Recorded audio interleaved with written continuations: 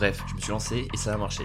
On est en 2025, j'habite en Suède, je me fais chier dans mon taf, je rêve de vivre de ma passion, j'ai toujours aimé créer plein de trucs, mais le problème, c'est que toutes les semaines, j'ai un nouveau projet. Bref, j'étais perdu. Cette année, je me suis dit, je crée quelque chose de grand.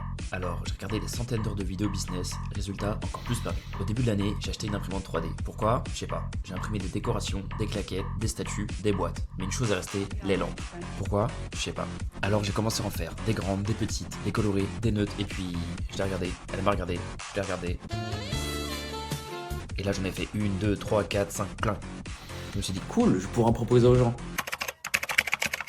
Spoiler, ça m'a pris 6 mois. J'ai créé un site, une entreprise, encore des lampes, du contenu, encore des lampes, toujours des lampes. Le 1er septembre 2025, j'ai lancé Atelier Luma, une marque avec des lampes faites en France, responsables et en exemplaires limités. Prévente de mon premier modèle, j'étais même pas sûr d'en vendre une seule. Premier jour, 10 ventes. Des retours positifs, beaucoup de soutien, merci à vous. Et en octobre, je lance déjà une deuxième collection. Un copain m'aide à produire, j'en ai même vendu en Suède et en Suisse. Résultat, j'ai encore plus soif de créer. Moralité, si t'hésites à te lancer, juste lance-toi. C'est que le début et je compte pas m'arrêter là. Bref, j'ai créé l'Atelier Luma.